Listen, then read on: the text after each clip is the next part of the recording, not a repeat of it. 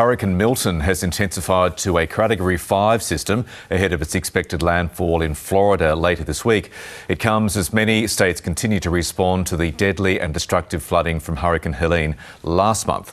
Our North America correspondent Barbara Miller joins us. Barb, good morning. So what do we know about Hurricane Milton?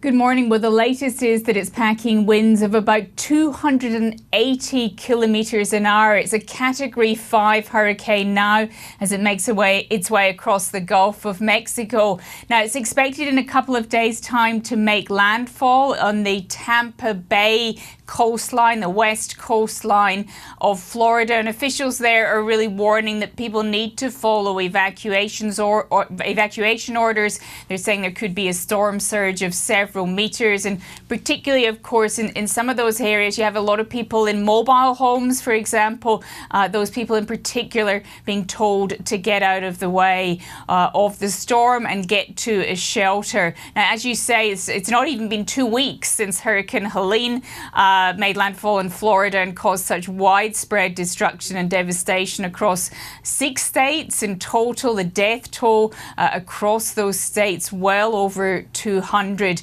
So, of course, the fear is that people are fatigued, that resources are stretched. We're hearing that FEMA has very few of its staff able to be deployed. It usually has a much larger buffer of staff ready to respond to these kind of events. They, of course, are stretched dealing with such a wide area of destruction through Hurricane Helene. So the warning's really picking up around this latest hurricane, and we're hearing that it picked up strength to a Category 5 really in a matter of about 7 hours or so. So picking up winds very, very quickly. However, it is expected to weaken before it makes landfall. The National Hurricane Center, they're expecting about a Category 3 strength storm when it does make landfall on the Florida coastline. And could these natural disasters, Barb, have an effect on the US election, of course, now just weeks away?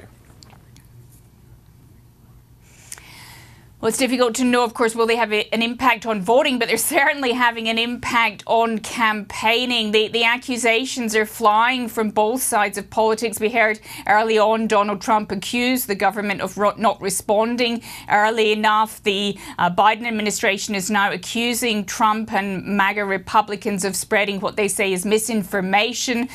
There are stories going around, for example, that the government is not funding the recovery effort, instead channeling money to illegal migrants. We saw the government has said that those accusations are false. We saw a pretty testy exchange at the White House briefing between a Fox News reporter and the White House press secretary, where he was saying, oh, well, why are you giving money to Lebanon and not to the people here at home? And there was also a bit of a dispute evolving as to whether Congress needs to reconvene to pass more funds to help people. And that at the moment, it's just for dealing with Hurricane Helene. We don't, of course, know the impact yet of Hurricane Milton.